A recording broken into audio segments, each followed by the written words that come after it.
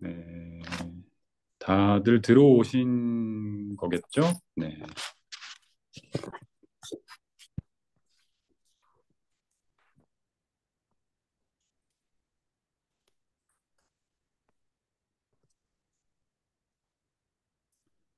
들어오신 거라고 생각하고, 네, 오늘 준비된 내용을 시작하도록 하겠습니다. 화면이 네트워크가 약간 지연되고 있네요. 네, 음, 네, 안녕하세요. 반갑습니다. 네, 다 들어오신 것 같고,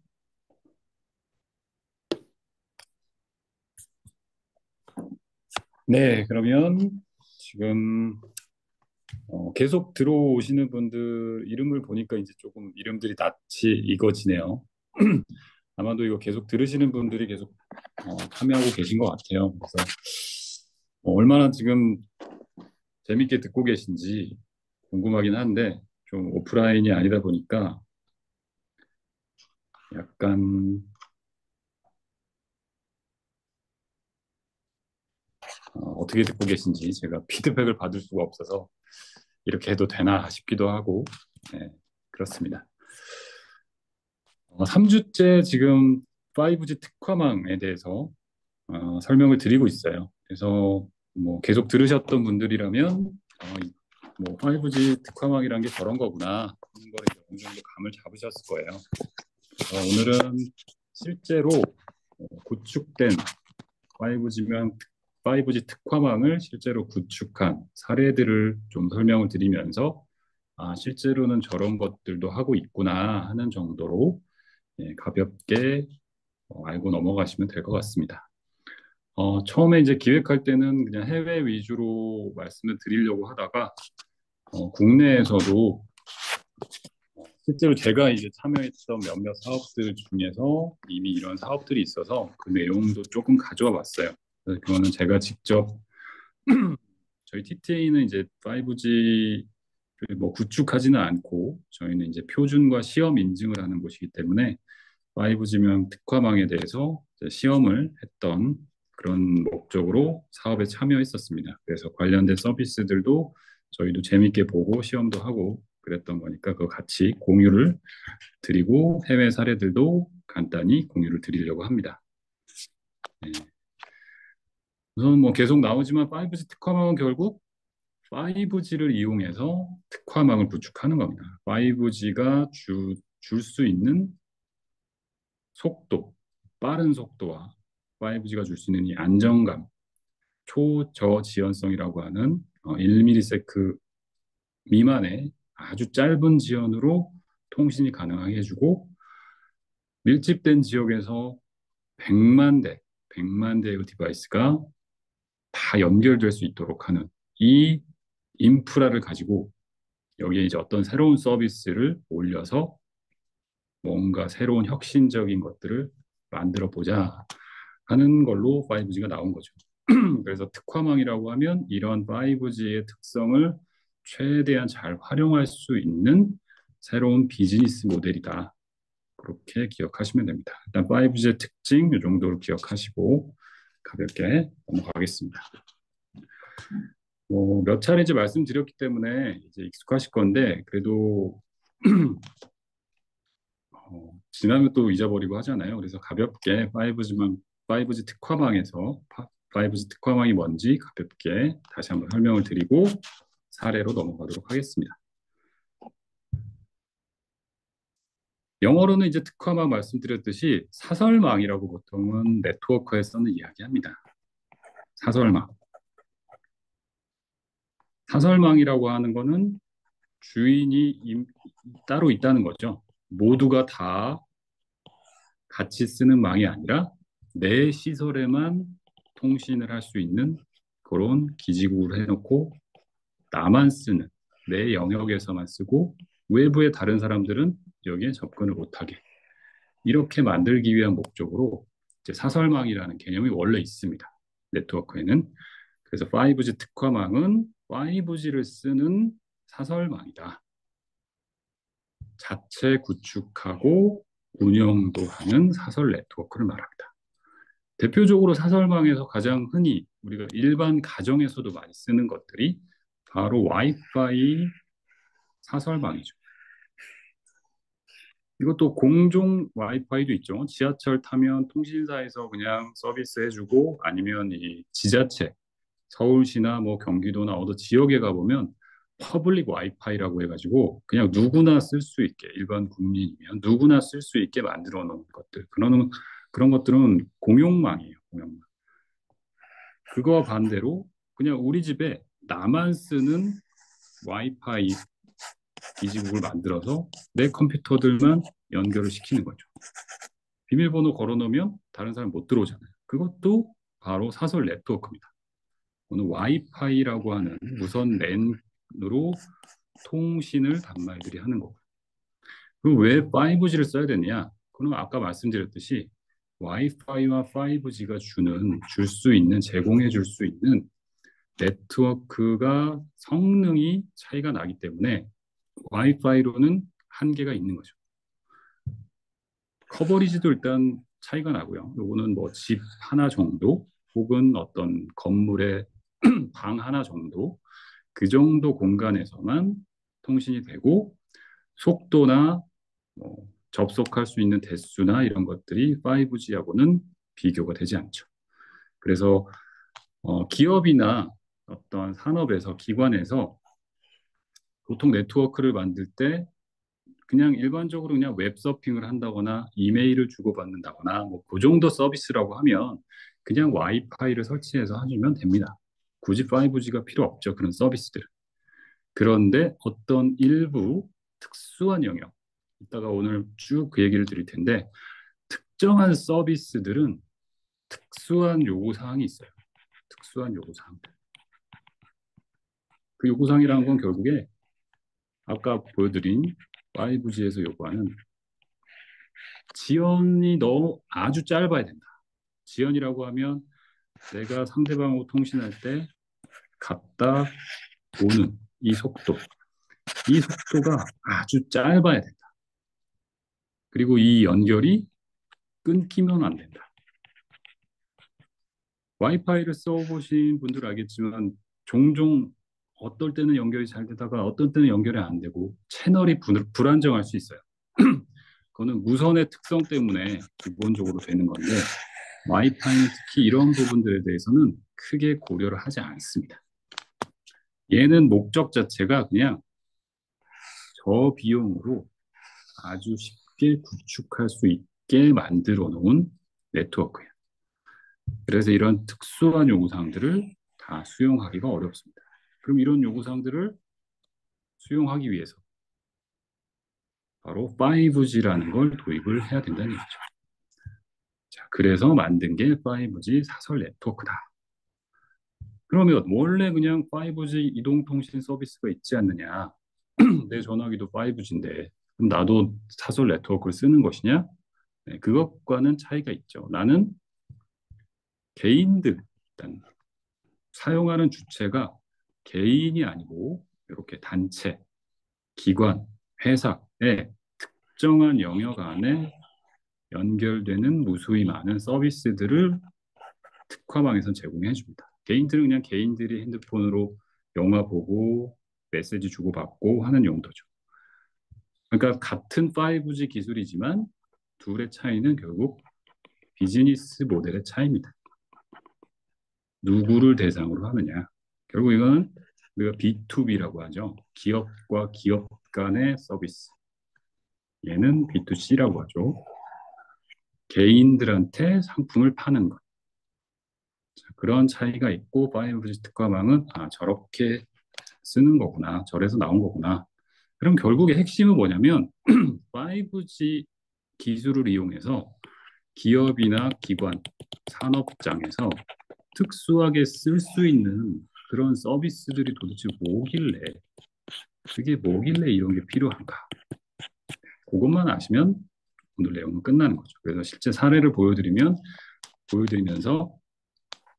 저래서 이게 5G가 꼭 필요한 거구나. 오, 저런 것도 되는구나. 하는 다양한 약간 새로운 서비스들도 오늘 보실 수가 있습니다. 뭐 관련돼서 뭐 기술 트렌드나 이런 거에 관심이 좀 있으신 분들은 뭐 뉴스에도 이미 워낙 많이 소개가 된 내용들이고 하기 때문에 뭐 익숙한 주제일 수도 있어요. 자, 우리나라에서는 5G 특화망이라고 이름을 뭐 부르기도 하지만 새로운 브랜드 명칭을 공모를 해서 이음 5G라고 부릅니다. 그래서 뭔가를 연결한다. 이걸 이제 이음이라는 순우리말을 썼는데, 네, 그 네임으로 했고 사업자들을 모아서 지금 서비스들을 제공을 하고 있습니다. 네. 자, 그럼 어떤 서비스들이 실제로 있느냐 사례를 보여드리기 전에 그냥 문헌적으로 이런 것도 되지 않겠냐 하는 것들 몇 가지를 보여드릴게요. 이것도 지난 시간에 한번 설명을 드렸던 내용이긴 한데 다시 한번 복습을 하는 차원에서 말씀을 드리도록 하겠습니다.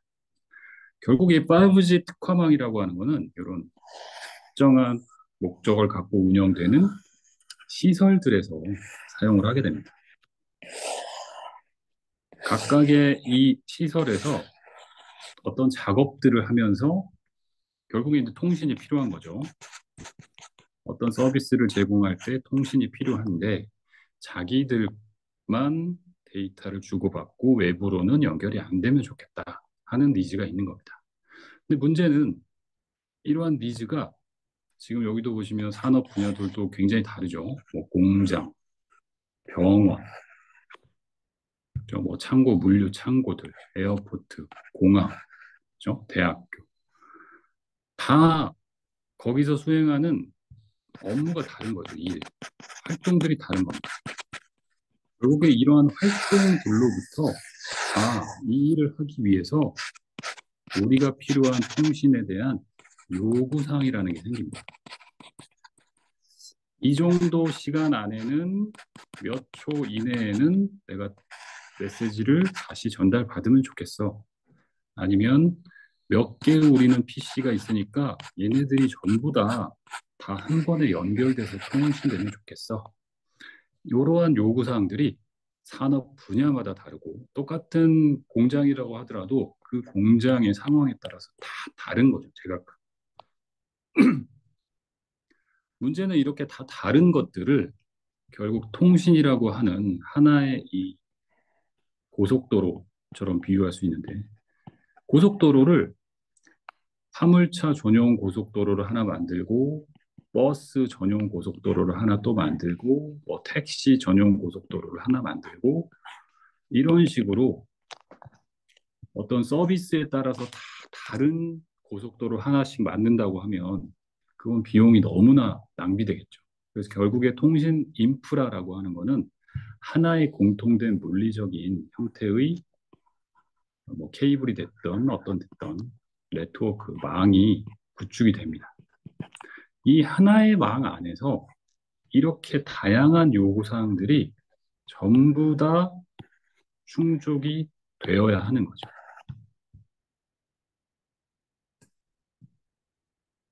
솔루션은 의외로 매우 단순할 수 있어요. 고속도로를 어마어마하게 크게 만들면 됩니다. 처음부터 한 100차선으로 만들면 돼요. 그러면 교통체증 이런 거 택시가 오건 버스가 오건 뭐 응급차가 오건 택배를 하던 물류를 하던 수학여행을 보내던 어떤 게 와도 다 수용이 됩니다. 그냥 100차선 뚫으면 되죠. 근데 이렇게 할 수가 없는 거죠. 왜? 맞습니다. 비용 때문에 그래요. 비용 때문에. 돈만 많으면야 얼마든지 할 수 있는 건데 실제로는 모든 상황이 그렇게 넉넉한 상황이 아니죠. 왜냐하면 통신사업자는 망을 구축을 하면 당연히 투잡이라는 걸 잡죠. 그 100만 원을 투자해서 100만 원을 수익을 낸다면 누가 이 사업을 하겠어요. 근데 하물며 100만 원을 투자했는데 10만 원밖에 못 본다. 아무도 하지 않죠. 결국에 이익을 내야 되기 때문에 통신 사업자 입장에서도 내가 통신에 이런 서비스들을 제공해주고 당신들이 원하는 네트워크의 성능을 다 맞춰줄 테니까 나한테 돈을 내고 나는 거기서 이익을 보겠다. 그러려면 어떻게 해야 됩니까? 구축 비용을 정말 잘 계산해서 딱 필요한 만큼만 만들어야 되는 거죠. 그게 첫 번째 경제적인 이유고, 두 번째는 물리적으로 불가능한 상황이 있습니다. 바로 우리가 무선이라고 하는 이 자원. 네트워크를 보시면 네트워크라고 하는 거는 처음에 이렇게 단말들이 기지국에 연결되는 것까지가 무선이에요. 그리고 나머지 구간들은 유선입니다. 여기는 상대적으로 물리적인 제약이 덜해요. 여기는 케이블을 무한히 깔 수 있습니다. 하나, 둘, 셋, 계속 늘릴 수 있어요. 통신 선로를 계속, 도로를 계속 까는 겁니다. 말 그대로. 그런데 무선이라고 하는 거는 이러한 것들이 불가능해요. 무선은 굉장히 한정적인 자원입니다. 자, 그래서 통신을 보시면 항상 앞에도 제가 잠깐 넘어갔는데 앞에 다시 돌아가 볼게요. 주파수 대역이라고 하는 것들이 항상 통신 서비스에는 들어가 있어요. 어느 대역을 써서 통신을 하느냐.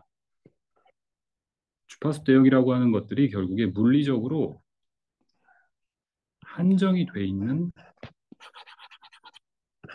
양이 정해져 있단 말이에요. 이 안에서 어떤 서비스를 쓸 건지를 다 이렇게 하나씩 하나씩을 할당을 해놔요. 그래서 뭐 여러분 잘 아시는 TV 방송, 공중파, 라디오 뭐 이런 것도 있고 우리 집에서 쓰고 있는 전자레인지, 마이크로웨이브 여기도 다 주파수들이 쓰이는데 즉 어떤 무선이라고 하는 이 자원을 쓰는 서비스들은 한정돼 있는 자원을 서로 나눠서 써야 되기 때문에 자기가 쓰고 싶은 대로 그렇게 넉넉하게 쓸 수가 없어요. 지금 통신이라고 하는 것을 잘 생각해 보시면 통신이 없이는 정말 아무것도 현대인들은 할 수가 없습니다. 지금 전쟁 중이죠. 우크라이나와 러시아 전쟁 중인데 거기서 통신이 만약에 안 된다.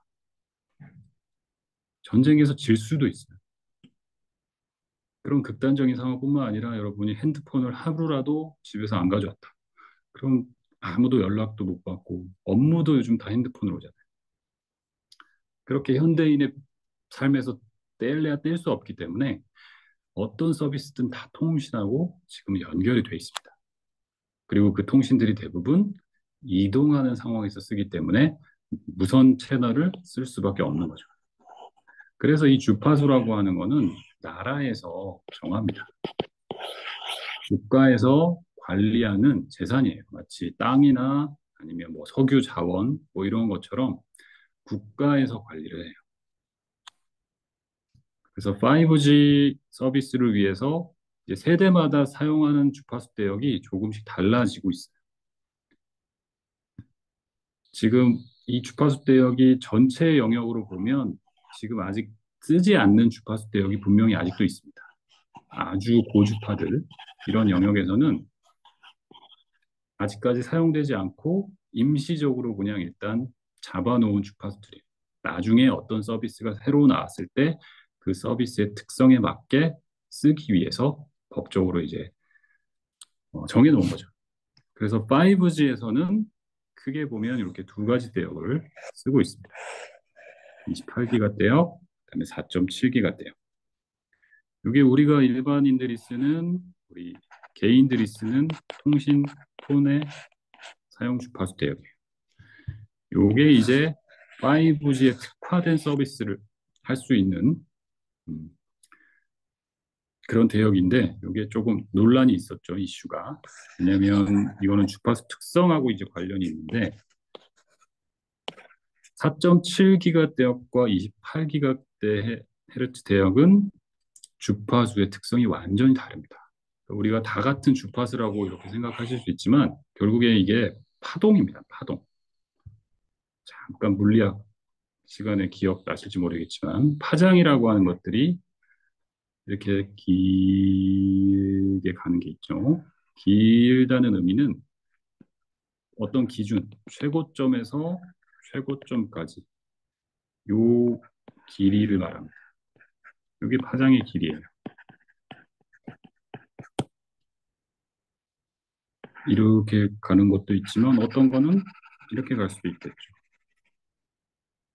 굉장히 짧은 단파. 자, 두 가지는 특성이 다르죠. 근데 이것들을 전부 다 우리는 주파수라고 불러요. 무선 채널이라고도 우리가 보통 이야기하는 화장의 스펙트럼이라는 얘기를 들어보셨을 거예요. 자, 4.7기가 대역은 상대적으로 비교하자면 아주 긴 파장입니다. 이것도 사실 긴 파장은 아닙니다. 정말 장파장 같은 경우는 저쪽 해양 쪽에서 쓰는 그런 해양 통신이라든지 아니면 TV나 라디오 이 정도만 돼도 굉장히 긴 파장을 써요. 28기가 대역은 반면에 정말 짧은 대역입니다. 자, 두 개의 차이점은 뭐냐면 한 번에 전달할 수 있는 데이터의 양 자체가 달라요. 자, 우리는 항상 시간을 기준으로 같은 시간에 데이터를 얼마나 많이 실어보낼 수 있느냐 이걸 구별하기 위해서는 이게 한 파장이 지나가고 그 다음 파장이 지나가고 이 주기가 굉장히 그걸 바로 우리가 주파수라고 하는 건데 이 주기가 핵심적인 거죠. 그래서 여기까지 너무 깊이 들어가면 또 얘기가 길어지니까 28기가는 아주 짧은 단파라서 얘는 초고속으로 속도를 제공할 수 있습니다. 짧은 시간에 많은 데이터를 여기다 실을 수 있어요. 근데 단점은 이렇게 짧은 파장들은 전파의 도달 범위가 짧아요. 그래서 아까 와이파이 보면 아까 말씀드렸을 때 방 하나 정도의 커버리지라고 했잖아요. 얘는 라인 오브 사이트라고 해가지고 통신 기기가 서로 볼 수 있는 딱 리모컨처럼 직접 볼 수 있는 이런 정도의 거리에서만 가능한 겁니다. 장애물이 뭔가 하나만 있다. 근데 와이파이는 뭐 다른 방에 가도 신호가 약해지긴 해도 잡히긴 하잖아요. 근데 얘는 거의 잡히지 않아요. 즉 속도도 빠르지만 도달 범위가 굉장히 짧아요. 그 얘기는 무슨 얘기냐면 이 서비스를 제공하기 위해서는 접속할 수 있는 이 기지국을 기존에 비해서 훨씬 촘촘하게 엄청나게 많이 만들어야 되는 얘기입니다. 통신 사업자 입장에서는 엄청 부담이죠. 그래서 요거를 이제 우리 나라의 뭐 SKT, KT, LG U+가 이거 도저히 수지 타산이 맞지 않다. 이 서비스 이용한 사람도 지금 그렇게 많지 않고 이윤이 나지 않는다. 그래서 원래 약속했던 기지국의 숫자보다도 훨씬 적게 설치를 해서 그냥 형식적으로만 운영해서 과징금을 물고 주파수를 다시 반납을 했죠.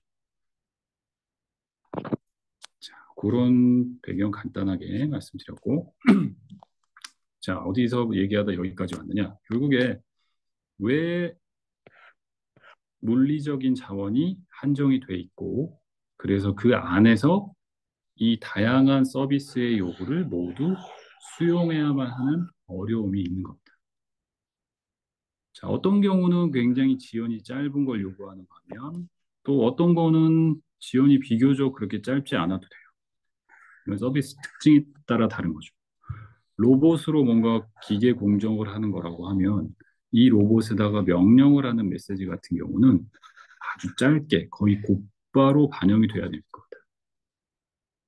반면에 뭐 CCTV 카메라나 이런 것들은 조금 늦게 뭐 들어온다고 해서 뭐 그것도 상황에 따라서는 굉장히 다르겠죠. 화재 감시용이나 이런 것들은 굉장히 빨라야겠지만 그냥 일반 방범용 그런 카메라라고 하면 지연에 조금 둔감해도 상관은 없겠죠.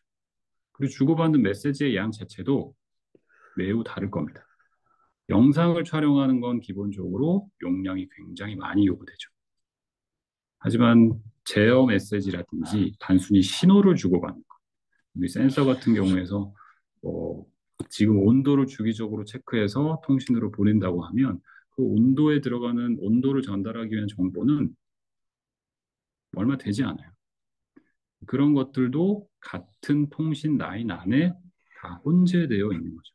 그래서 통신 입장에서는 이렇게 많은 것들을 그냥 하나에다가 넣다 보니 어떤 사람은 만족하고 어떤 사람은 만족하지 않고 모두를 만족시키기가 너무 어렵구나.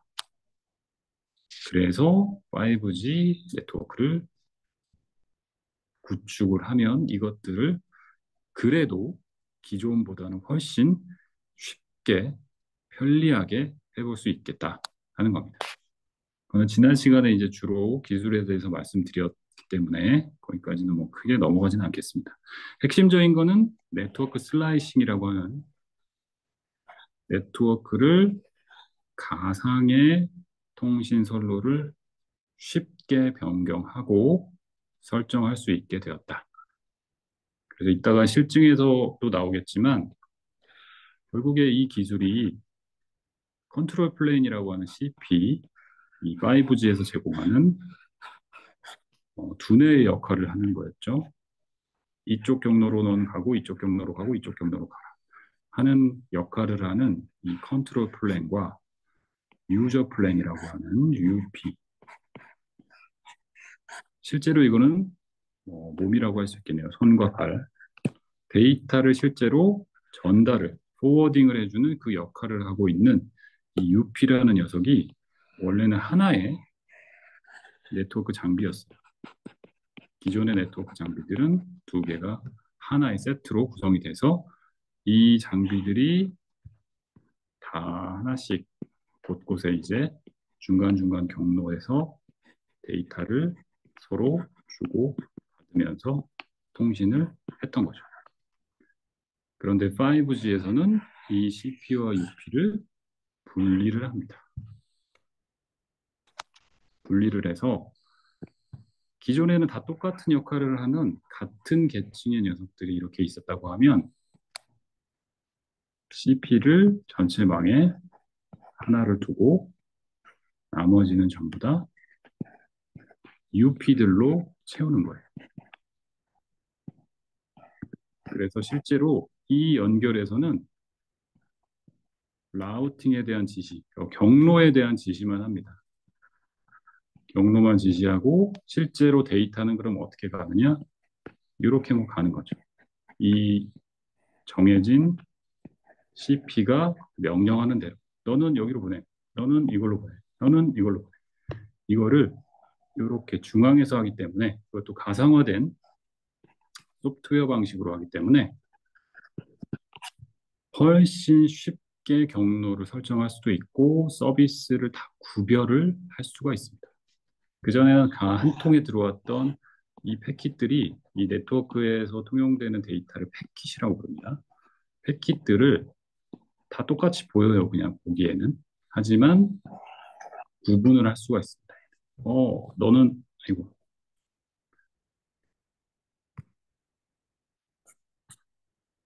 너는 이메일이구나. 너는 동영상이네. 어, 너는 로봇 제어 메시지네. 너는 지연 시간 1ms 이내로 가야 돼. 너도 스트리밍이니까 100ms 이내로 가야 돼. 너는 이메일이네. 너는 지연이 돼도 괜찮아. 이런 것들을 다 CP라고 하는 애가 패킷을 다 보고 미리 설정을 할 수 있는 거죠. 이런 요구사항들이 다 다르다는 걸 알고 경로를 세팅을 해놓는 겁니다. UP들이 이렇게 얘네들은 머리가 없어요. UP들은 시키는 대로만 하는 애들. 나 어디로 보내지 몰라요. CP에서 보내라고 해줘야 보냅니다. 너 몇 번으로 보내? 이거는 몇 번으로 보내? 이거는 몇 번으로 보내? 이건 몇 번으로 보내? 이런 룰들을 여기서 지정을 해주는 거죠. 이렇게 하는 작업들을 한마디로 네트워크를 슬라이싱한다 하나의 네트워크가 이렇게 있다고 하면 그 네트워크를 하나씩 층을 만들어서 쭉쭉쭉쭉 선을 나누듯이 슬라이싱을 한다라고 표현을 합니다. 그걸 가능하게 했던 기술이 SDN이라고 설명을 드렸었어요. 소프트웨어 디파인드 네트워크, 소프트웨어로 정의한 네트워킹 기술이다라는 뜻입니다. 5G 핵심적인 기술, 5G 특화망이 어떻게 가능해졌냐 하면 거기에는 이 네트워크 슬라이싱이라는 기술이 적용되어 있다. 이게 첫 번째였고, 두 번째로 MEC라고 하는 거 설명을 드렸죠. MEC. 원래 네트워크는 수많은 경로를 통해서 제공됩니다. 그래서 넷플릭스 서버에 영화들이 잔뜩 저장돼 있으면 미국에 있겠죠. 중간에 어디를 갔을까요? 그냥 우리나라로 와서 서울, 부산, 내가 살고 있는 어디 동네에서 우리 집까지 도달을 하는 거죠. 그런데 여기에 우리 동네에서 이 영화를 보는 사람들이 수백, 수천만 명이기 때문에 그 모든 데이터가 전부 다 이 경로를 줄줄이 타고 와야 돼요. 영화라고 하는 똑같은 파일이 네트워크를 통해서 계속 발생을 해요. 그러면 어떻게 되겠어요? 정체가 엄청 심각해지겠죠. 네트워크 사업자는 고민이 될 수밖에 없습니다. 이걸 해결하는 방법으로서 그러니까 MEC, 엣지 클라우드라고 하는 게 적용이 됩니다. 엣지 클라우드는 다른 게 아니었어요. 전진 배치.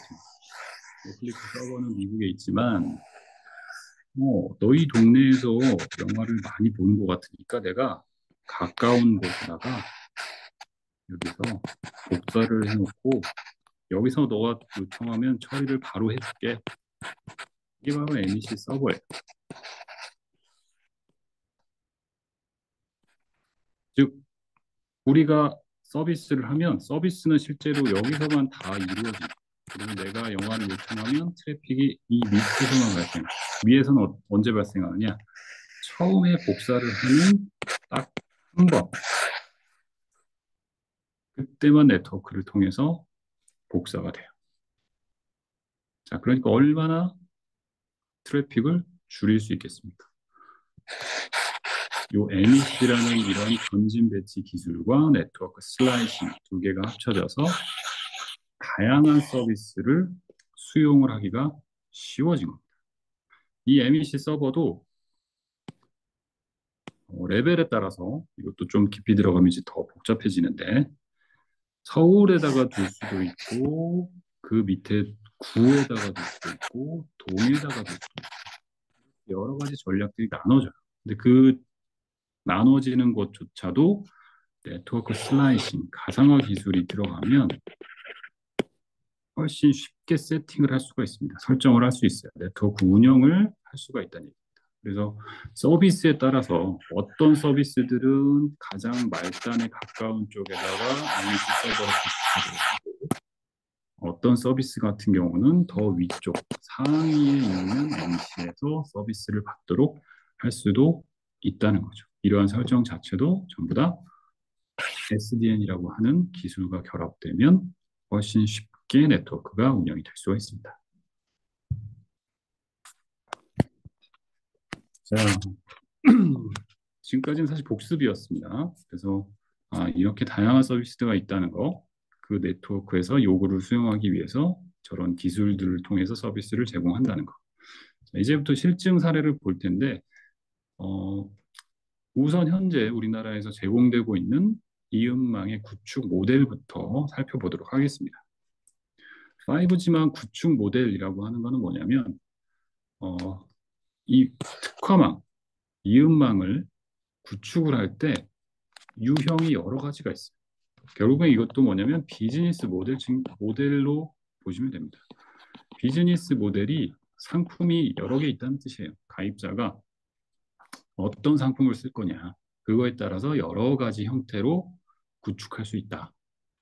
크게 보면 네 개의 형태가 있습니다. 크게 보면 두 가지인 거죠. 첫 번째는 자가 구축, 두 번째는 이음 사업자를 통한 구축. 그리고 작게 보면 그 안에서 이제 네 가지가 이렇게 나눠진 거죠. 자가 구축이라고 하는 거는 말 그대로 직접 자기가 5G망 특화망을 구축을 하는 겁니다. 자, 아까 CP, UP라고 말씀드렸죠. 여기는 UPF라고 하네요. 포워더, 전달자라는 말이 붙어 있습니다. 똑같아요. 그냥 UPCP라고 보셔도 돼요. 똑같은 건데 어쨌든 요 네트워크 장비를 의미하는 겁니다. 요 네트워크 장비도 기지국이 연결되는 이 무선 기지국도 그다음에 MEC 서버도 전부 다 직접 구매를 하는 거죠. 한마디로 PC를 사서 여러분이 완전히 다 자기 힘으로 메인보드 사서 조립하고 네트워크 카드도 자기가 조립하고 모든 걸 자기가 하는 거예요. 말 그대로 자가 구축. 우리 집에서 쓰는 AP, 와이파이를 구축하기 위해서 내가 무선 랜을 직접 사가지고 전파를 다 세팅하고 통신 세팅하고 이런 거를 바로 자가 구축이라고 합니다. 당연히 이거는 자기가 직접 모든 걸 사는 거예요. 비용이 가장 고가죠. 이렇게 갈수록 도입 비용은 초기에 그러니까 들어가는 돈입니다. 초기에 들어가는 비용은 가장 많죠. 장기적으로 그럼 왜 이렇게 비싼 거 쓰냐?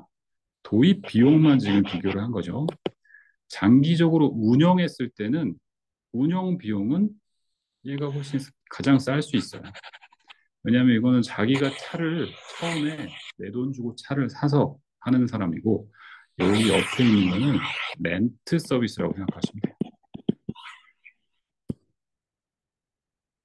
망 사업자라고 하는 5G 이연망 사업자한테 내가 이 서비스들을 달달이 얼마의 구독료를 내고 쓰겠다는 거죠. 그러니까 초기에는 돈이 적게 들지만 오래 쓴다고 해서 돈이 더 절감되거나 이런 건 없어요. 항상 똑같은 돈을 계속 내고 써야 됩니다.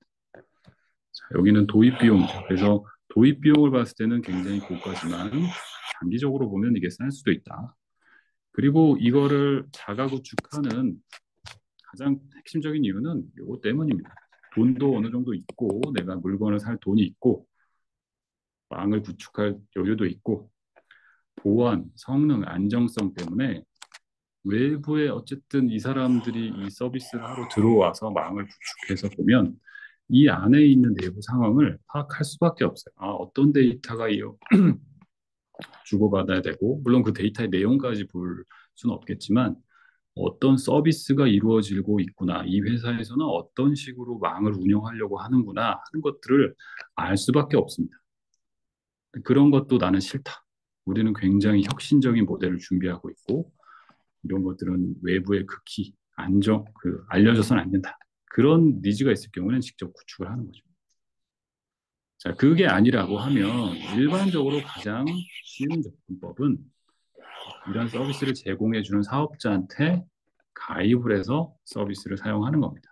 그 안에서도 또 세 가지로 나눠질 수가 있죠. 그 안에서 첫 번째는 똑같이 자가 구축망. 자가 구축 아까도 있었는데 여기도 있네요. 자, 두 개의 차이점은 뒤에 하나씩 보면서 설명을 드릴게요. 간단하게만 여기서는 설명드리고 사업장 내의 모든 구성 요소들 자, 여기 보시면 똑같이 자기가 구축을 합니다. 근데 이렇게 구축을 하고 나더라도 이거를 운영하는 거는 또 다른 얘기예요. 이 운영에 대해서는 이 사업자의 도움을 받아서 운영을 한다는 얘기입니다. 여기서 운영이라고 하는 거는 망이 만약에 여기서 내가 이 연결들을 제대로 했을까? 이게 우리가 설치를 제대로 했나? 한마디로 PC를 내가 사놓고 얘는 누구한테 도움을 받을 사람이 아무도 없어요. 내가 스스로 뭐 인터넷을 찾아보고 뭘 하건 내가 해결해야 돼.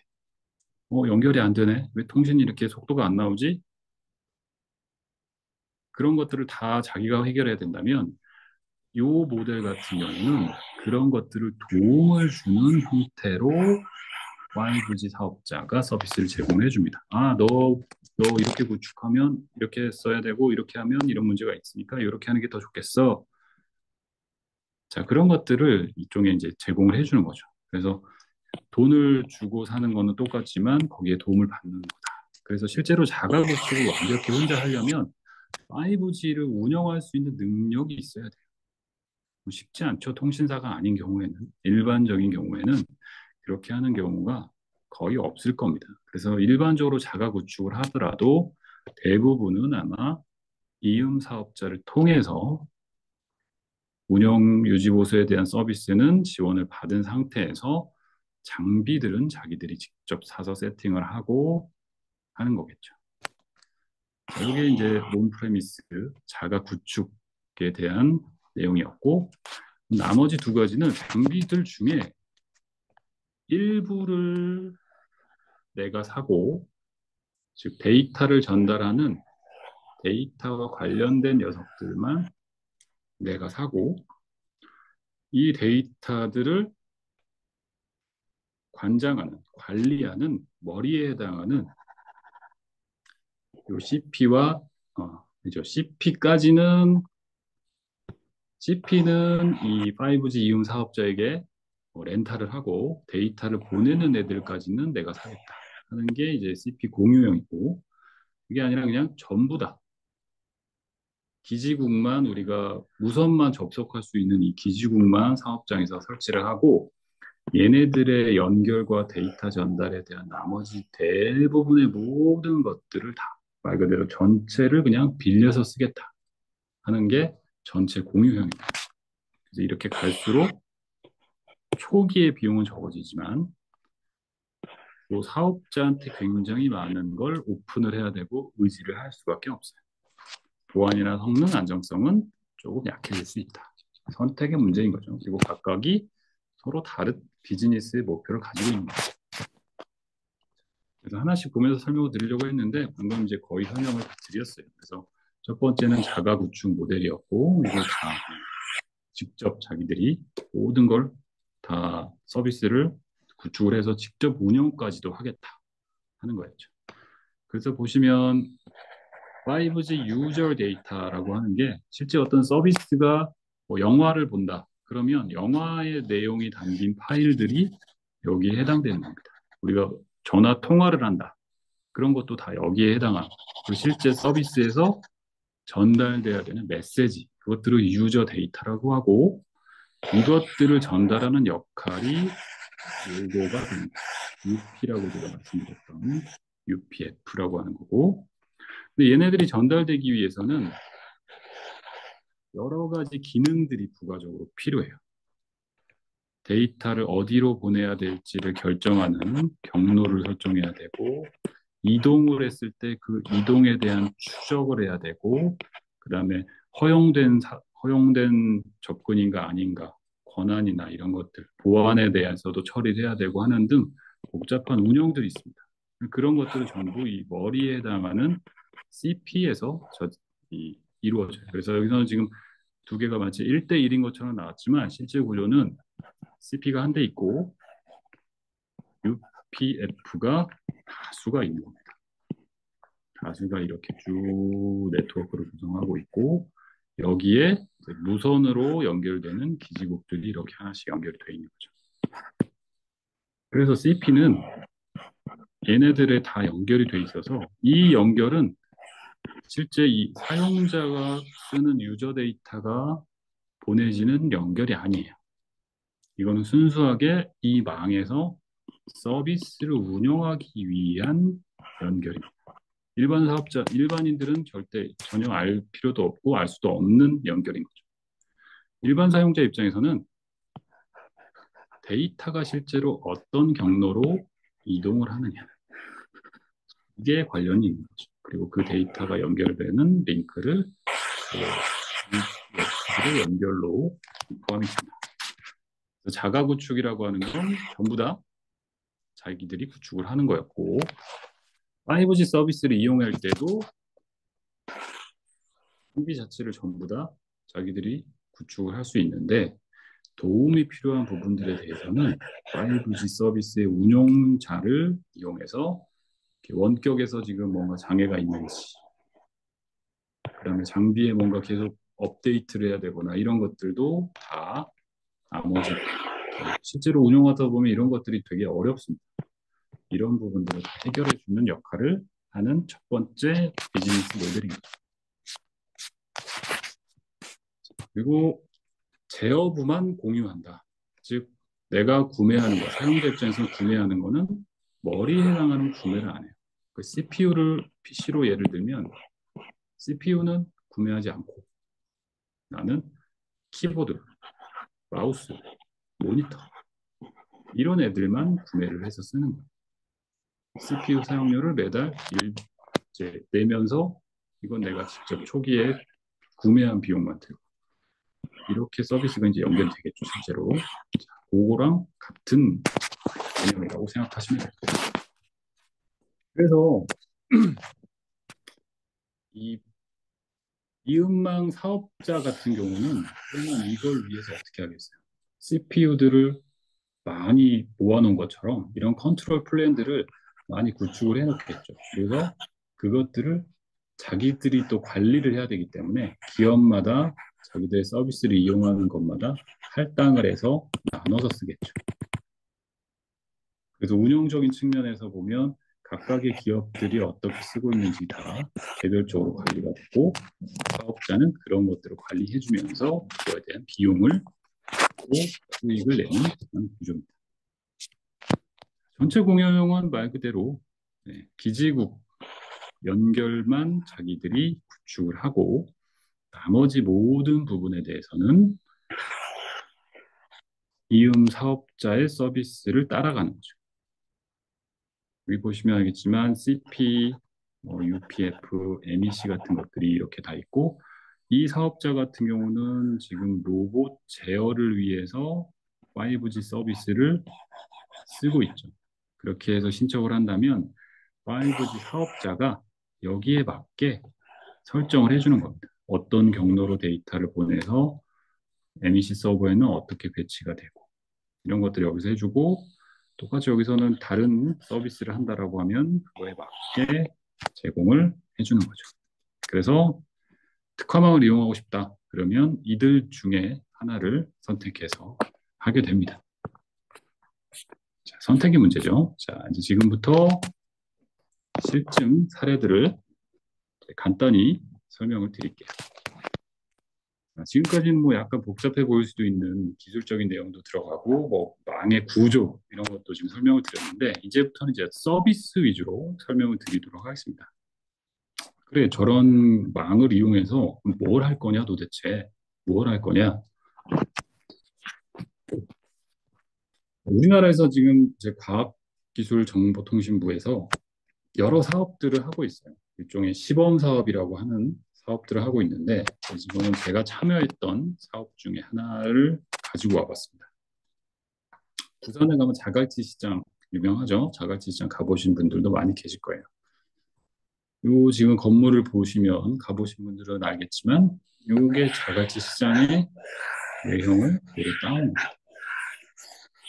지금 요 사업 같은 경우는 디지털 트윈이라고 하는 시스템을 구축을 한 건데 거기에 5G 기반으로 동작하는 디지털 트윈을 구축하는 실증 사업을 했었어요. 보시면 시간도 나와 있네요. 22년도에 구축을 해서 서비스를 실제로 진행을 했습니다. 왜 자각시장에서는 이런 서비스를 했느냐?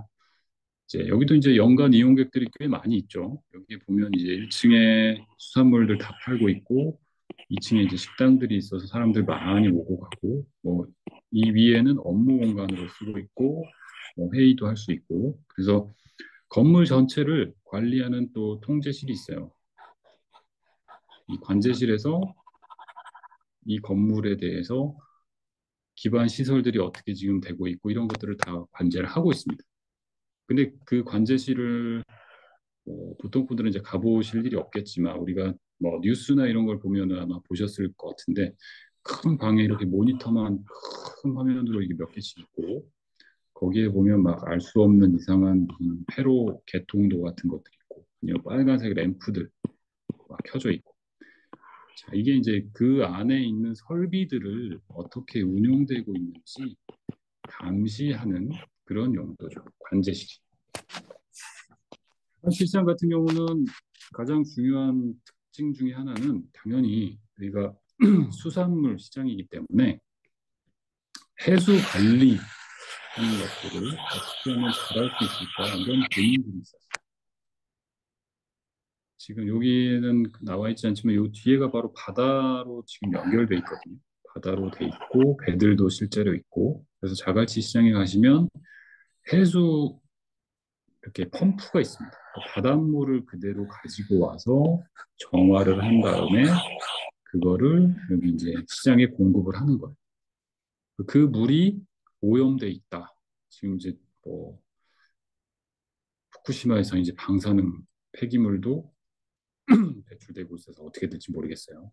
그게 만약에 지금 나왔으면 여기에 아마 그런 걸 모니터링하는 게 추가됐었을 텐데 이때는 아직 그런 게 없었기 때문에 여기는 그냥 물의 질, 해수의 질, 뭐 산화도, 물의 산화도라든지 물이 얼마나 깨끗한지를 알 수 있는 여러 가지 척도들 있잖아요. 그런 것들을 모니터링하면 좋겠다라고 해서 아까 보여드렸던 것처럼 다수의 센서들이 있는 거죠. 바닷물의 그 해수 질을 판단하는 특정한 센서들이 있습니다. 그런 것도 굉장히 고가더라고요. 비싼 거는 뭐 몇천만 원씩 하는 것들이 있더라고요. 그래서 이 펌프에 근데 물이 한번 오염되면 모든 그 상인들한테 공급되는 물이 다 오염되는 거기 때문에 그 진원지라고 할 수 있는 바다에서 들어오는 이 펌프에 이러한 센서들을 구축을 하고 이 센서가 무선으로 센서니까 사실 유선으로 해서 물속에 지금 들어가야 되잖아요. 물속에 들어가야 되기 때문에 무선으로 들어가서 뭔가 하기에는 좀 애매한 부분들이 있죠. 그럴 때 무선을 쓰면 좋은 거죠. 그러니까 여기는 센서기 때문에 이런 어떤 요 설정, 요 센싱하는 값이기 때문에 데이터 양 자체는 많지는 않아요. 하지만 하나의 메시지는 굉장히 사이즈가 용량이 크지 않은 메시지이긴 하지만 24시간 안정적인 통신 그리고 24시간 동안 계속 수집되면 하나의 데이터는 양이 안 되지만 계속 축적이 됩니다.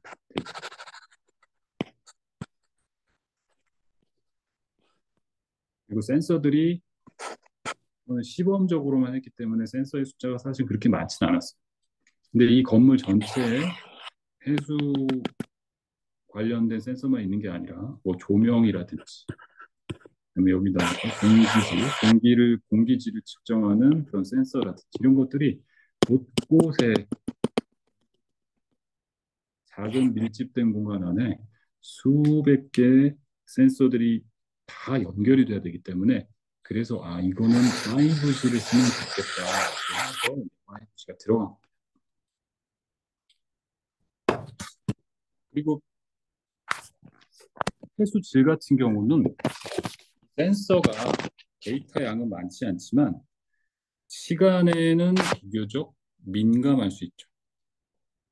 오염된 물이 들어왔으면 최대한 빠른 시간 안에 그 센싱 정보가 관제실 쪽으로 모니터링이 될 수 있게 전달이 돼야 됩니다.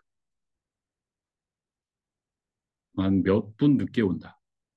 그러면 이미 여기에 오염된 물들이 일부 공급이 돼버릴 수 있어요.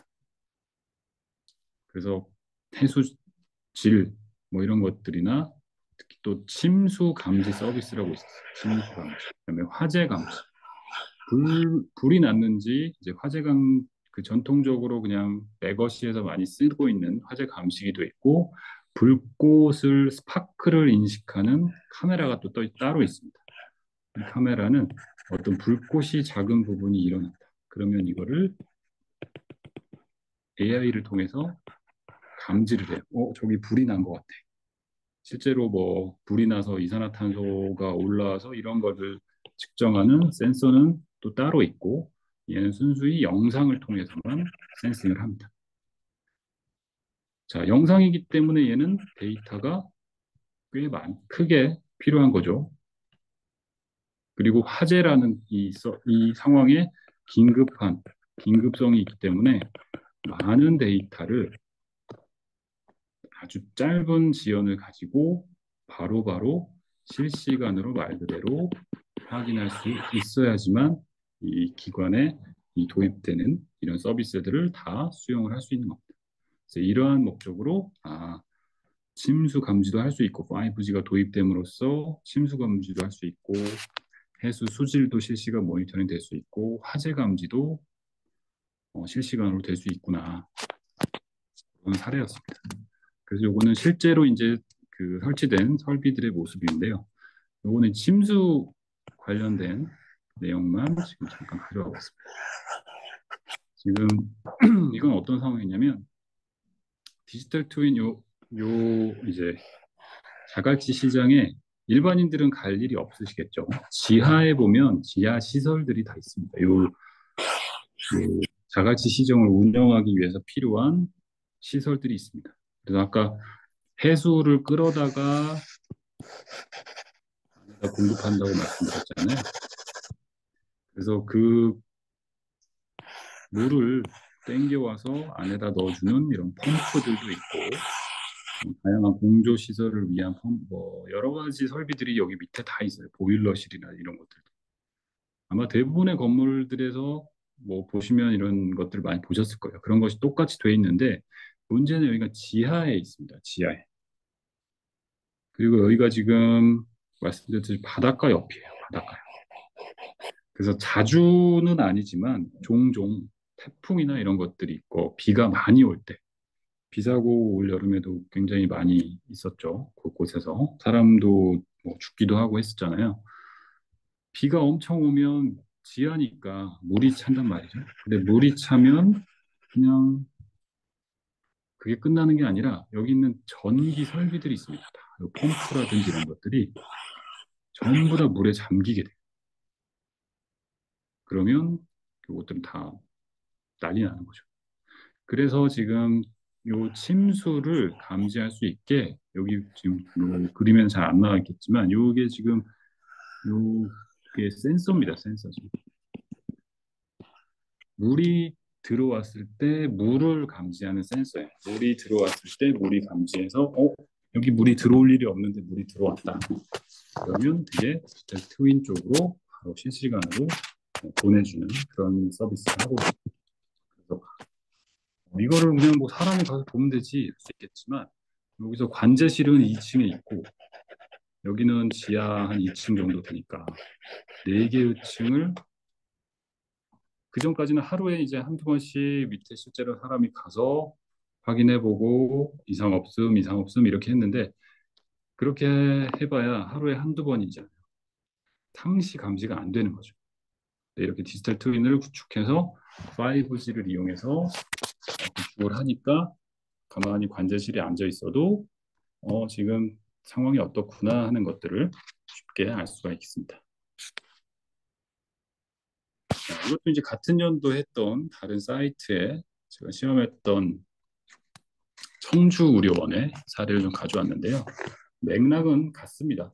여기도 이제 청주의료원의 실제 모습이고 이제 디지털 트윈으로 실제와 똑같이 모사를 해서 만들어 놓고 여기서는 이제 병원이다 보니까 아픈 분들이 있죠. 몸이 불편한 분들이죠. 그래서 만약에 불이 나면 일반 뭐 건강한 사람들은 빨리 이렇게 도망갈 수 있잖아요. 근데 아픈 환자들, 노약자들, 이런 분들, 어린아이들, 이런 환자들이 많이 있기 때문에 이 환자들은 불이 나면 상대적으로 피해가 훨씬 클 수밖에 없어요. 그래서 공공의료시설이다 보니까 화재가 가장 이분들의 걱정 1순위입니다. 불이라는 게 안 날 수가 없고 게다가 이게 여기는 뭐 말끔해 보이지만 실제로 이제 가보시면 오래된 병원이기 때문에 상당히 곳곳에 노후된 시설들이 있습니다. 자, 여기에도 5G, 아까 말씀드렸듯이 5G를 이용해서 사고를 감지할 수 있게 그리고 보시면 실제로 약간 뭔가 불이 났을 때 연기가 막 차오르고 곳곳에 이제 알람이 뜨고 하는 상황들을 지금 시뮬레이션 해보는 모습입니다.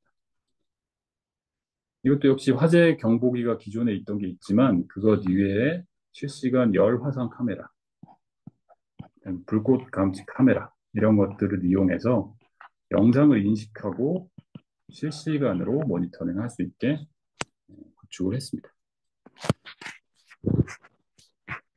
그다음으로 대상 웰라이프에서 했던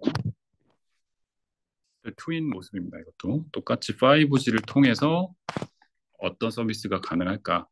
이제 공장 같은 경우 앞서는 이제 제조 시설이 아니라 뭐 일반인들이 쓸 수 있는 그런 시설이었죠. 그래서 공공의 목적에서 시민들의 어떻게 안전을 보호한다거나 시설이 운영이 잘 되도록 돕는다거나 이런 측면으로 이제 5G 특화망을 구축했다라고 하면 이제 공장 같은 경우 제조 공장에서는 일반인들은 여기에 이제 이용하지 않죠. 당연히 근로자들, 작업자들이 근무를 하고 그래서 그 작업자들의 안전, 그 사람들이 다치면 안 되기 때문에 작업자의 안전을 위해서 5G가 필요한다거나 또는 공장이기 때문에 생산성 향상, 효율성을 높이기 위해서 5G를 이용해서 다양하게 서비스를 하고 있습니다. 그래서 지금 보시면 뭐 수많은 지표들 같이 이렇게 보이는 것들이 곳곳에 제조 설비나 기기들을 실제로 똑같이 모델링을 해서 3D 모델링으로 만든 다음에 거기에 다 센서를 붙입니다. 공정을 측정할 수 있는 어떤 센서 값들을 다 붙여서 센서들을 붙여서 그 센서들로부터 지금 공정이 어느 정도 진행되고 있는지 전부 다 디지털로 데이터를 수집을 하는 거죠. 그래서 어디에 한 곳에 모여서 지금 상황이 어떻구나, 공정이 잘 되고 있구나, 안 되고 있구나 이런 것들을 분석을 해서 해석할 수 있게 해주는 겁니다. 자, 여기에 필요한 것도 5G에 대한 니즈가 똑같이 들어가는 거죠. 공장이기 때문에 설비가 굉장히 많아요. 그 모든 설비에 대한 데이터들을 실시간으로 빠르게 수집을 해야 됩니다. 여기도 로봇들, 뭐 로봇까지는 아니더라도 자동화된 그런 설비들이 있는 거죠. 여기는 식품, 뭐 이런 것들을 주로 만드는 곳이기 때문에 뭐 재료를 배합한다거나 이런 것들을 다 기계로 하고 있습니다. 이런 기계 장치들에 대해서 얘가 지금 잘 돌아가고 있는 건지 상태는 어떤 건지 이런 것들을 기존에 작업자가 한 명 한 명이 다 기기마다 돌아다니면서 체크를 해서 확인을 했다고 하면 지금은 거기다가 그 상태를 알 수 있는 센싱 디바이스들, 센서들을 다 부착을 해요. 그리고 나서 그 정보를 수집해서 편하게 모니터링을 하는 겁니다. 그리고 공장에서 이제 어떤 작업을 하다 보면 불가피하게 이렇게 유해 물질들을 사용할 수가 있어요. 어떤 작업의 결과로 유해 물질이 발생할 수도 있고 그 유해 물질을 뭐 어떤 용도로 위해서 쓸 수밖에 없는 유해 물질들이 있는데 이런 것들도 사람이 어쨌든 작업하다가 잘못될 가능성이 분명히 있는 거죠. 실제로 이제 사람이 다치거나 쓰러지거나 하는 사고도 종종 뉴스에서 보이기 때문에 이런 것들의 작업자 안전을 위해서 어떻게 5G를 이용할 수 있을까? 바로 5G 이런 똑같은 맥락으로 센서들을 곳곳에 설치를 합니다. 그래서 어떤 가스가 누설됐다거나 혹은 어떤 뭐 액체 그런 유해 물질이 방출됐다고 하면 그것들을 감지할 수 있는 센서들을 다량을 설치를 해놓고 이렇게 모니터링 하는 거죠. 어디에서나 지금 상황이 어떻다. 그러니까 사람들이 실제로 작업자가 이거는 돌아다니면서 사실 확인하기도 어려운 거죠. 그 확인한 사람이 위험해질 수 있기 때문에 이런 것들은 정말 기계나 자동화, 사람이 아닌 어떤 형태로 정보가 수집돼야 되는데 5G가 되면 다양한 센서들을 전부 다 서비스에 붙일 수가 있게 됩니다. 그 다음으로는 우정사업본부의 중부권 광역우편물류센터입니다. 한마디로 그냥 그 쿠팡의 택배 하는 그런 거 생각하시면 돼요. 여기는 이제 우리나라 우정사업본부, 우체국이죠, 우체국. 우체국에도 택배가 엄청나게 많이 오는데 여기도 저도 실제로 가보니까 아주 거대하긴 하더라고요. 또 마치 이렇게 지금 보시면 알겠지만 아주 미로처럼 돼 있어요. 이게 어떤 택배 물건이 들어오면 얘가 이제 들어와서 보내는 사람이 어디 있는 거 보내겠죠. 그게 다 처리가 돼서 가는 쪽 방향의 차로 태울 수 있도록 해야 되는데 이게 이렇게 굉장히 복잡하게 돼 있습니다. 네. 왜냐면 전국에서 들어오고 전국으로 또 나가다 보니까 그것들을 하나하나 하나씩 하다 보니 이렇게 복잡해진 구조가 될 수밖에 없어요. 자, 그러다 보니까 문제는 뭐냐? 여기 지금 보시면 이게 다 컨베이어 벨트로 주로 동작을 합니다. 그러니까 쭉 여기 이제 상자는 안 보이지만 택배 상자들이 이 길을 따라서 쭉 어디론가 지금 가는 거죠. 목적지가 분류돼서 거기에 맞는 라인에 따라서 어디론가 쭉 가는데 이 컨베이어 벨트가 당연히 기계 장치니까 수명이 있다는 거죠. 그리고 그 수명을 못 채우고 고장이 날 수도 있는 거죠. 근데 어디 하나에 고장이 나서 멈춰버리면 전체가 중단이 됩니다. 당연히 그렇겠죠. 다 연결되어 있는 구조이기 때문에.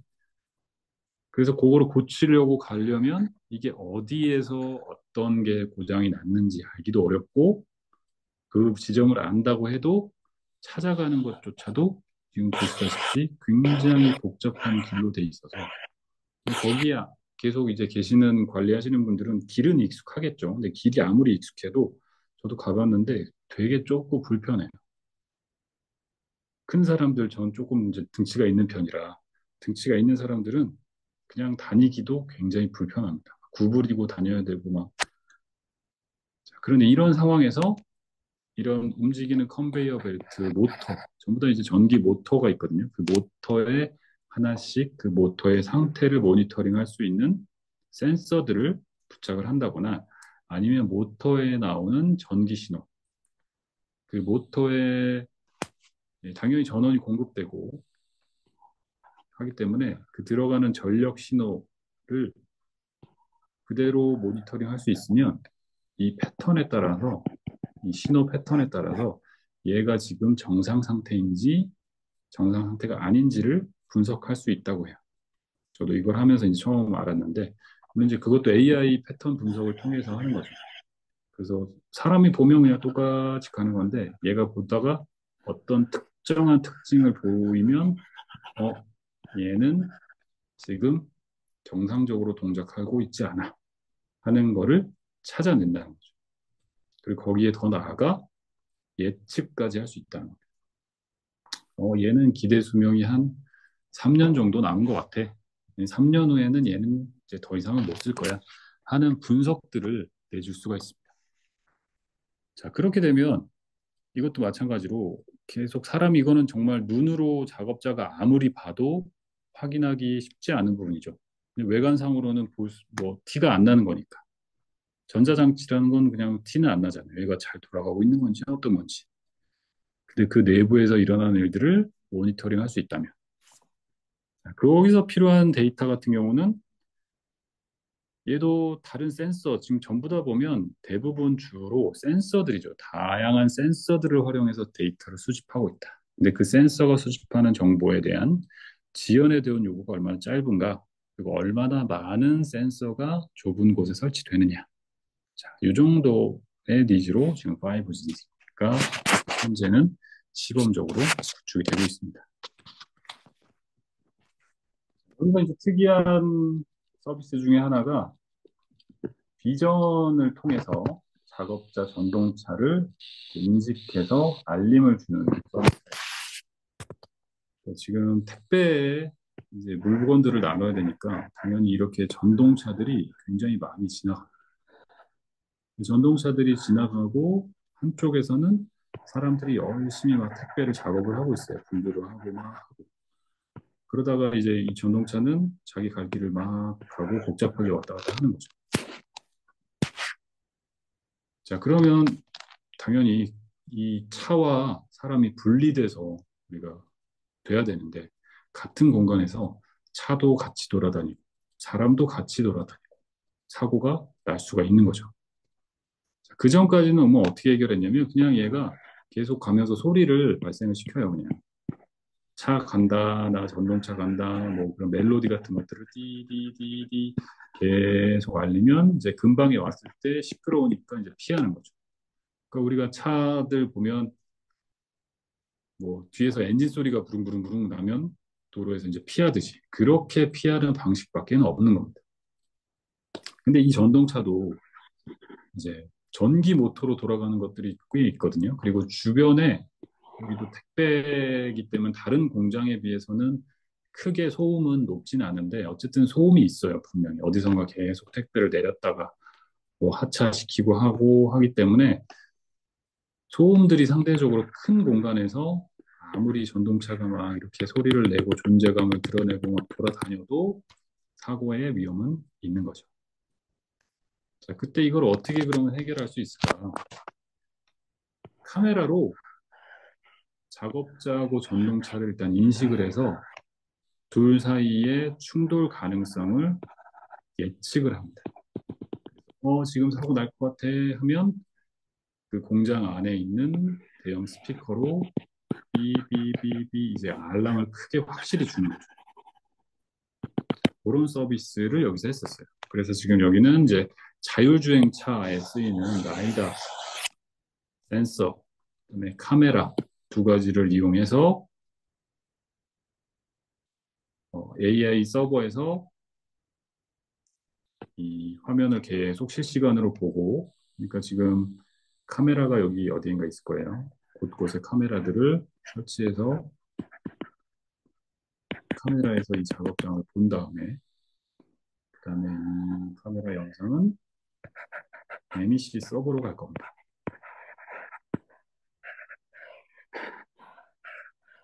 그리고 MEC 서버에서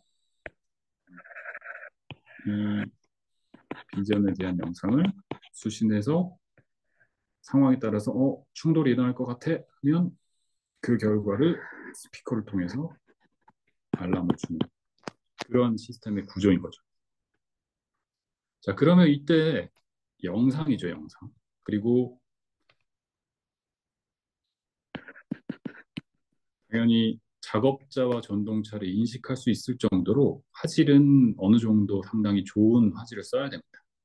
그래서 제가 지금은 기억이 안 나지만 상당히 꽤 영상의 용량이 됐었어요.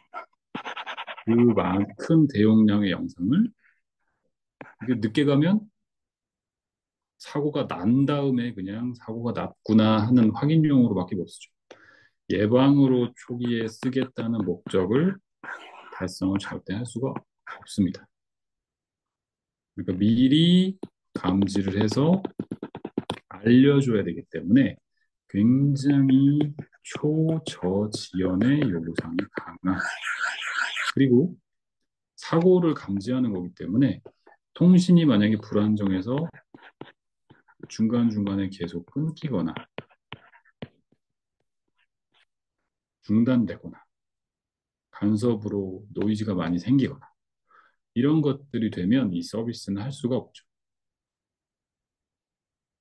이런 목적을 달성하기 위해서 5G를 통해서 영상을 보내게 된 겁니다. 이게 이제 중부권이었고 지금까지 이제 제가 했던 국내 설치된 시범적인 몇 개의 이제 실증 사례들을 말씀을 드렸고요. 이제부터는 해외 쪽으로 잘 듣고 계시는 것 같습니다. 그렇게 알고 진행할게요. 네, 잘 듣고 계실 거라고 믿고.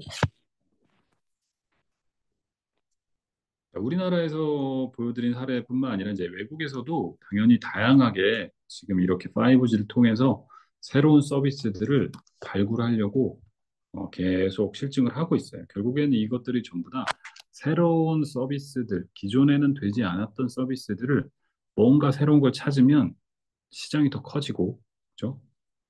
그에 따라서 그 다음 세대가 되는 6G에 대해서도 훨씬 어, 기대감이 커질 수 있는 거죠. 그거에 대한 요구도 뚜렷해질 수 있는 거고, 5G까지 해봤더니 이런 것까지 되는구나. 그럼 더 높은 성능, 더 짧은 지연 이런 걸 통해서는 우리가 또 다른 어떤 새로운 서비스가 있을까? 이걸 계속해서 찾아내는 그런 과정인 거예요. 끊임없이.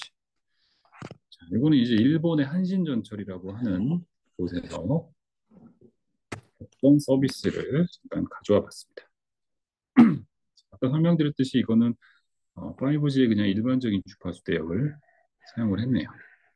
4.8에서 4.9 정도 되고,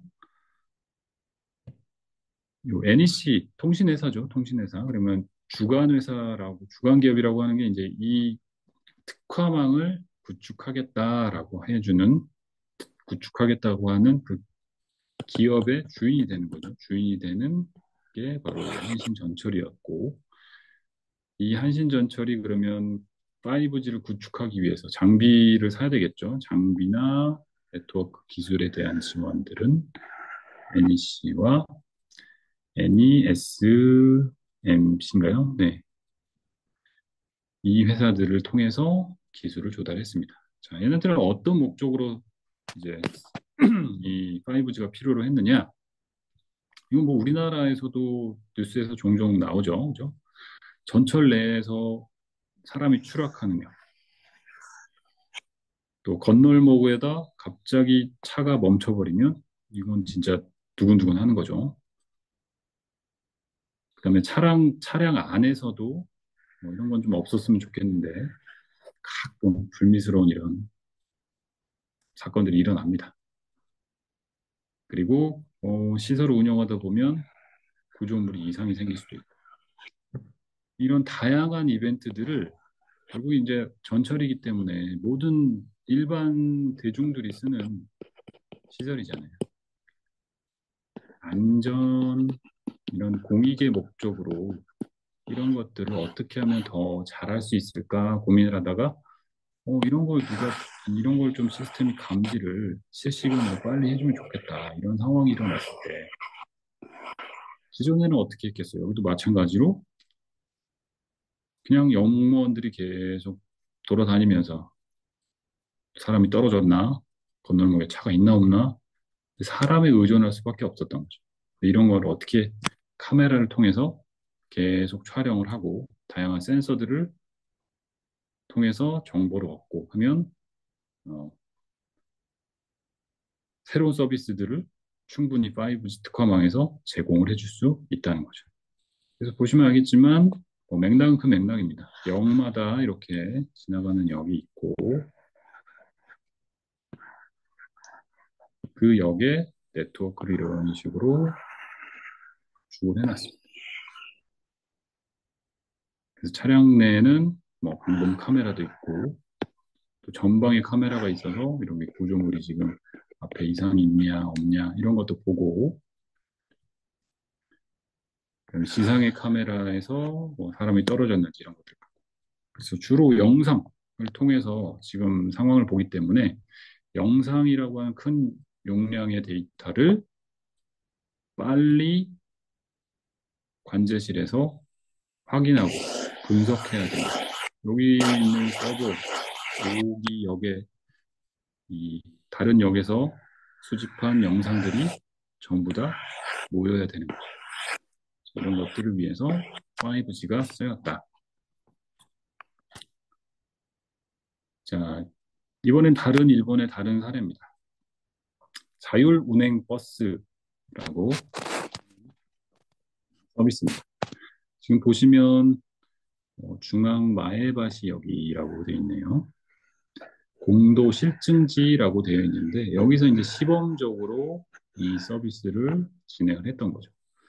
이 버스가 지금 실증 버스인데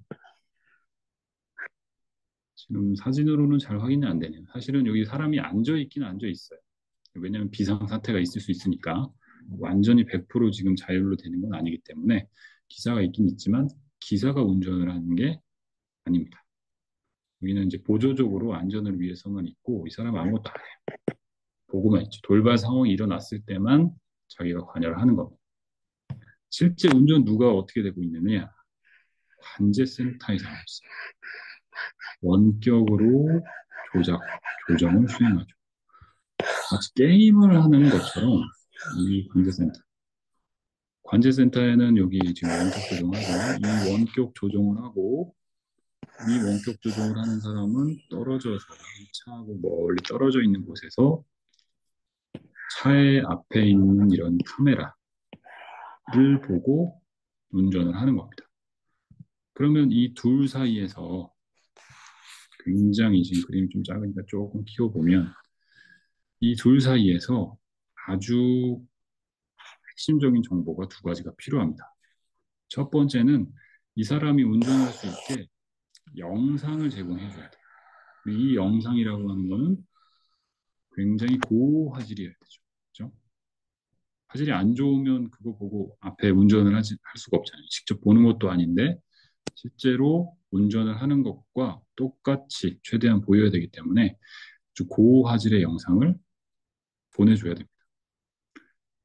여기서는 그러니까 대용량이 실시간으로 전달이 돼야 되고 반면에 조정하는 메시지, 이 컨트롤 메시지는 용량 자체는 매우 적어요. 아주 짧은 그냥 단문 메시지처럼 보일 거예요. 근데 그게 손실이 되면 또는 지연이 되면 이 서비스는 절대로 할 수가 없습니다. 이 제어 메시지를 정말 짧은 지연 시간 안에 손실 없이 전달해 줘야 되는 것. 이게 사실 굉장히 어려운 거죠. 여기 있는 이 메시지가 중간에 있는 이 네트워크를 통해서 무선 기지까지 돼서 무선 5G를 통해서 여기 있는 컨트롤 PC까지. 그리고 컨트롤 PC가 자동차의 엑셀, 브레이크, 핸들까지 조작을 할 수 있게. 여기서 조작하는데 1초만 걸린다고요. 그럼 1초 만에 여기 사람이 못 피한다. 시속에 따라서 이제 또 다르겠죠. 시속이 저속으로 운영될 경우에는 조금 늦어도 그나마 다행히 빠르지 않기 때문에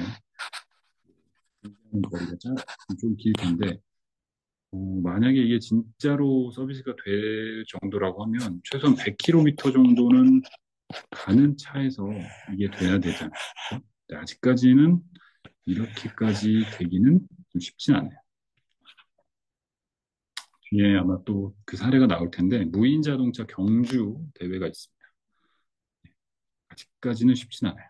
빠른 속도에서 그 속도에서 안전거리를 확보하고 제어까지 될 정도의 초저지연 시간은 조금 더 가야 되는 거죠. 왜냐하면 도로 상황이 또 복잡하기 때문에 일반 도로에서는 쉽지 않습니다. 어쨌든 일본에서 자율주행, 운행버스 이런 것도 5G에서 5G 특화망을 통해서 수행을 하고 있구나.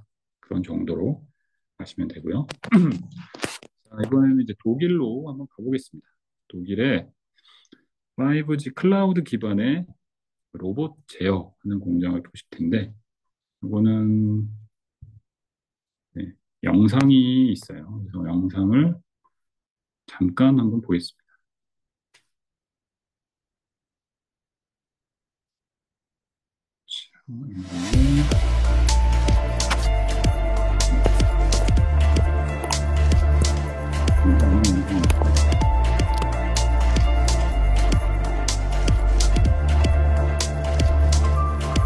그리고 뭔가 작업하거든요. 제가 Im Forschungsprojekt 5G Insel untersuchen wir die industrielle Nutzung von 5G. Dabei arbeiten mehrere Partner zusammen, aus der Industrie als auch aus der Forschung. Dabei sind zum Beispiel Audi, Porsche, VW, Wandelbots und auch die TU Dresden mit dem Lehrstuhl für Kommunikationsnetz.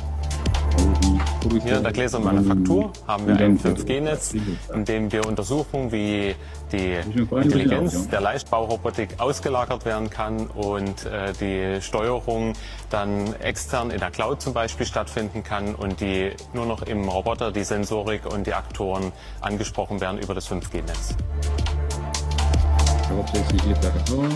Die Lokalisierung, Navigation und Steuerung von mobilen Robotern sind sehr rechenintensive Prozesse.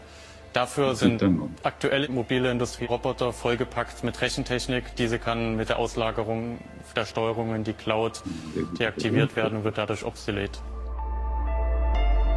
Wir bei Volkswagen wollen in Zukunft immer mehr mobile Robotik und fahrerlose Transportsysteme einsetzen, um damit auch sehr flexibel in der Produktion reagieren zu können. Und ja, wir haben die Hoffnung, dass die 5G-Funktechnologie durch geringe Latenzzeiten und eine hohe Zuverlässigkeit uns dabei sehr gut unterstützt und entsprechend auch Sicherheiten bringt, dieses umzusetzen.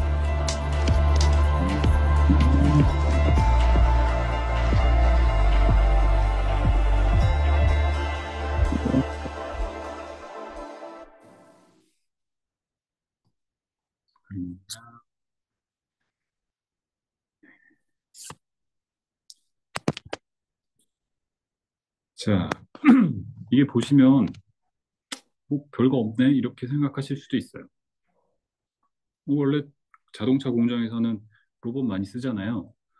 자, 근데 지금 차이점이 뭐냐면 요거는 이동형 작업을 하는 로봇이라는 점이 굉장히 차이가 있는 겁니다. 보통 자동차 공장에 가시면 포드 모델이라고 하죠. 보통 최초로 이제 포드가 대량 생산을 위해서 공장을 만들었을 때 컨베이어 벨트 아까 물류창고에서 보여드렸는데 이렇게 쭉 라인이 있고 여기에 공정 1, 공정 2 이렇게 순차적으로 이렇게 쭉 진행이 돼요. 그래서 자동화된 로봇들이 있다고 해도 그 로봇들은 대부분 그 공정 안에 고정이 돼 있는 로봇들이에요. 그러니까 한번 처음에 설치해서 세팅이 되면 이 로봇한테 뭔가 변경된 업무를 주지도 않아요. 항상 그 같은 업무를 계속 시키는 거예요. 뭐 페인트를 칠하는 로봇이라고 하면 계속 그 페인트를 똑같은 방식으로 똑같은 위치에 똑같은 강도로 계속 칠하게 하고 뭐 자동차 이렇게 뭐라고 하죠? 프레임이라고 하나요? 프레임을 뭔가 조립하는 거라면 나사를 조립한다. 그러면 그 나사를 끼우는 똑같은 일을 그냥 단순한 일을 계속 시키는 겁니다. 얘는 특징이 뭐냐면 이동형 로봇이라고 하는 장치로 이제 공장에서 도입되기 시작했다는 게 굉장히 새로운 거예요. 로봇이 이제 돌아다니면서 일을 할 수 있게 되는 겁니다. 또 어디 가서 무슨 뭐 하고 와, 어떤 작업을 하고 와, 작업자가 그 키보드를 이렇게 주고 막 세팅을 하죠. 즉 작업이 고정되어 있는 게 아니라 이게 단순히 이동한다는 의미가 아니라 굉장히 유연한 방식으로 다양한 작업들을 수행할 수 있게 변경할 수 있는 업무를 줄 수 있다는 거죠. 자, 그러려면 5G만 필요한 건 아니에요. 그죠? 이 작업들을 이해하고 뭔가 수행할 수 있는 이 로봇 제어 기술 이런 것들이 필요한데 5G는 기본적으로 여기다가 이런 저지연이라든지 대용량 연결이라든지 그러니까 제어 메시지의 손실이 없어야 된다 말씀도 드렸잖아요. 그런 것들이 되기 때문에 그러면 이 통신이 이렇게 되면 로봇 제어 기술이 이 정도 된다고 하면 둘이 결합됐을 때는 진짜로 사람처럼 왔다 갔다 하면서 작업할 수 있는 로봇이 될 수 있겠구나. 그래서 지금 폭스바겐은 21년에 벌써 5G망 특화망을 방금 한 것 보여드린 그 업체의 제품을 통해 5,000대의 로봇이 지금 돌아다니면서 차를 만들고 있다고 합니다. 그러니까 정말 미래가 어떻게 될지 모르겠지만 앞으로는 진짜 많은 게 로봇에 의해서 바뀔 것 같아요. 그래서 사람들은 어떻게 보면 일자리를 잃을 수도 있지만 다른 로봇이 할 수 없는 그런 일들을 찾아가야겠죠.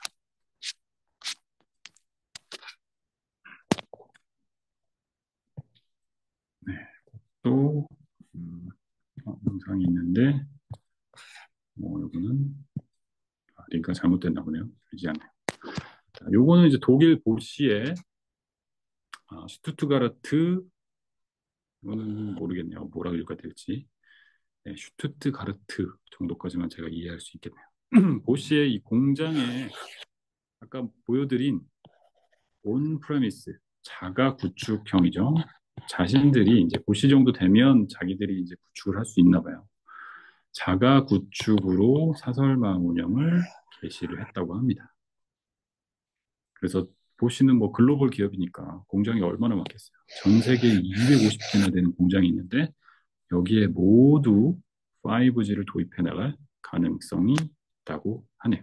그래서 공장들은 정말 많은 설비들이 있어요. 그래서 여기서 12만 대의 머신, 거기에 그 머신들의 어떤 필요한 정보를 수집하는 25만 개의 디바이스가 연결이 돼 있습니다. 이렇게 많은 디바이스가 좁은 곳에 있기 때문에 이런 것들을 다 수용할 수 있는 5G가 필요한 거죠. 그래서 공장 내에 이런 것들을 물품을 배송 경로 정보를 5G를 통해서 액티브 셔틀이라고 하는 지금 요것도 보면 무인 지게차 같은 거예요. 이 무인 지게차를 통해서 배송을 할 수 있게 만들거나 이런 식으로 자동화가 진행이 되고 있습니다. 다음으로는 몇 개만 이제 살펴보고 이제 마무리를 짓도록 하겠습니다. 영국입니다. 영국의 자동차 연합인데 여기도 일본의 이제 운행 버스, 자율주행 버스와 비슷하게 트럭 내에 탑재된 카메라의 영상, 라이다의 정보를 보고 또 링크가 있는데 실행이 안 되네요.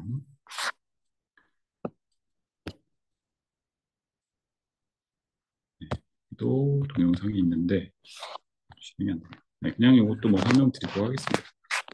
보셨던 거랑 설명이랑 큰 차이는 없어요. 서비스적으로 새로운 차이는 없는데 여기는 이제 대형 화물차의 원격 자율주행이 이루어지고 있다. 실증으로. 그래서 마찬가지로 이제 자율주행에 들어가는 기술들이 들어가 있겠죠. 도로를 인지하고 그다음에 그 영상 정보를 통해서 상황을 인지해서 분석해서 원격의 조종사가 관제실에서 원격에서 이렇게 조종을 하는 거죠. 그래서 문제가 발생하면 차량이 당연히 긴급으로 정지를 해야 되고 그렇죠? 다시 이제 문제가 해결되면 자율주행을 하고 이런 식으로. 왜냐면 대형 화물차 같은 경우는 이제 이 운전자들이 이제 운전으로 계속 작업을 하시는 분들이잖아요. 그러니까 먼 거리, 장거리를 운행할 때는 우리도 차 타면 늘 졸리잖아요. 사람이 계속 1시간, 2시간은 그렇다 치더라도 10시간, 11시간 이렇게 운전하기는 너무 힘든 거죠. 근데 만약에 자율주행이 되는 이런 대형 화물차가 된다라고 하면 이 차들은 24시간 계속 배달할 수 있잖아요. 사람이면 가다가 밤 되면 자고 멈췄다가 해야 되는데 2인 1조로 가지 않는 이상은 멈췄다 가야 되는데 자율주행이 만약에 된다라고 하면 그 시간이 엄청나게 줄어들 수 있는 겁니다. 물론 운전자는 점점 사라질 수 있겠죠. 양날의 검 같습니다. 자꾸 새로운 것들을 이제 얘기하다 보면 이상하게 이제 점점 일자리는 줄어드는 게 아닌가 이런 걱정도 되긴 해요. 근데 이거 영국의 자율주행을 일단 받고 한국의 이제 타인강 스마트 항만에서도 지금 서비스가 진행되고 있습니다. 항만 시설 같은 경우는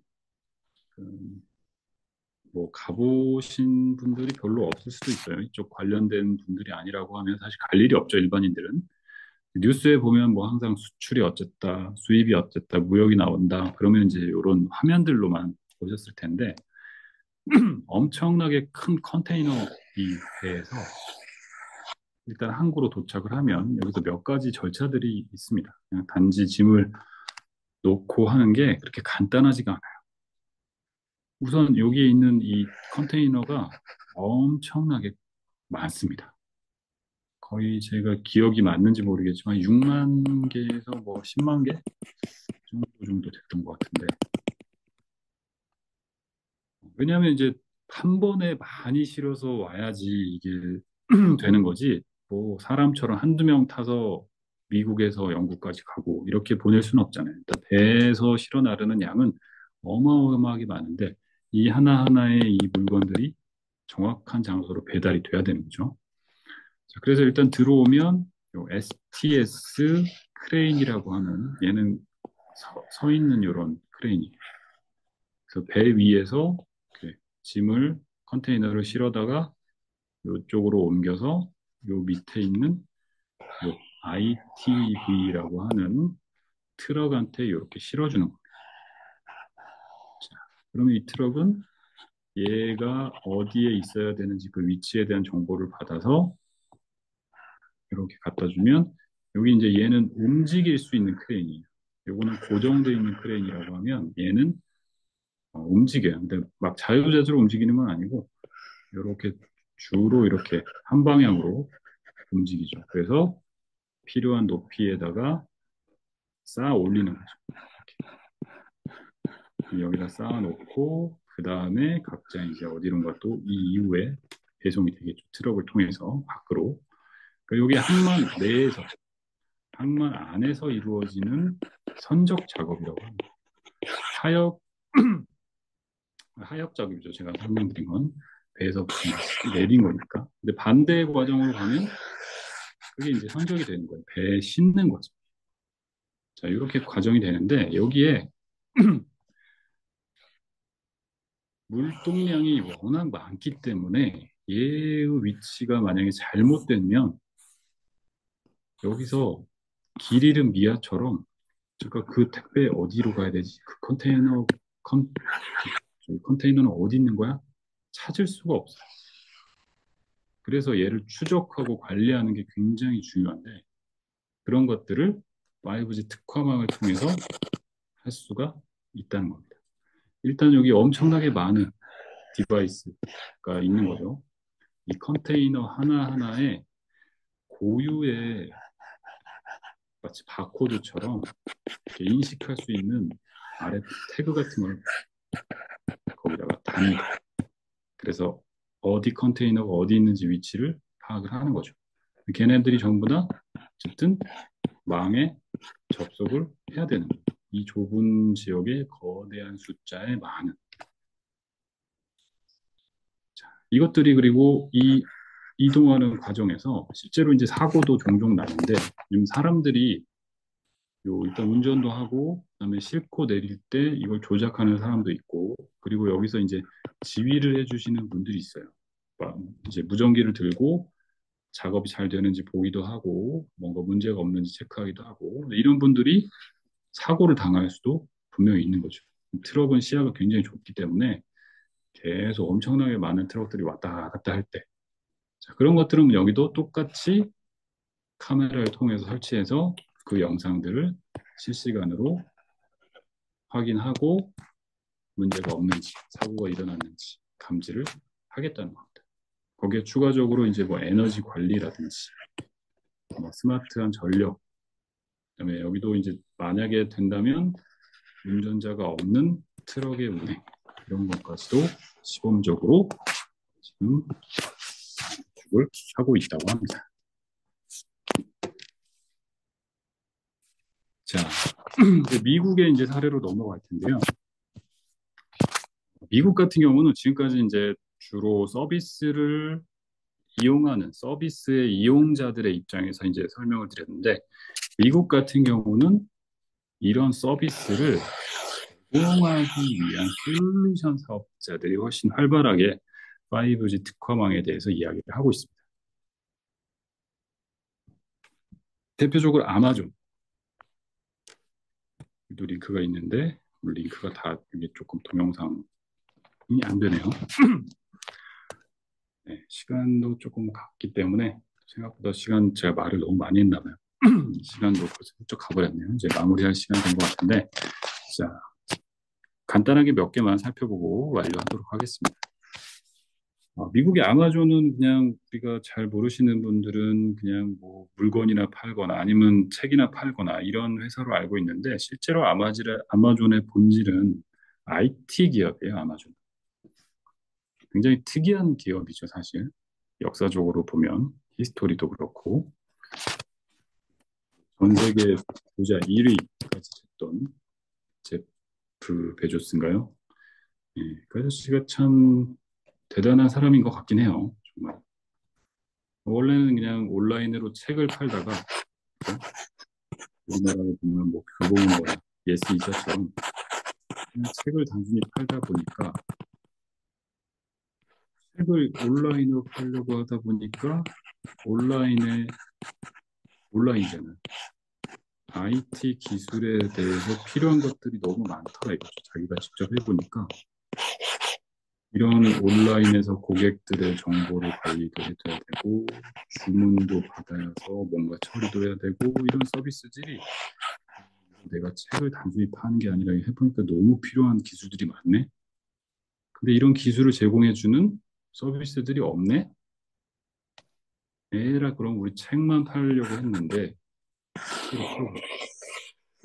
책을 파는 게 물건을 파는 거는 한편으로 하고 이 서비스가 되기 위한 IT 지원 서비스, IT 솔루션들을 만들어보자.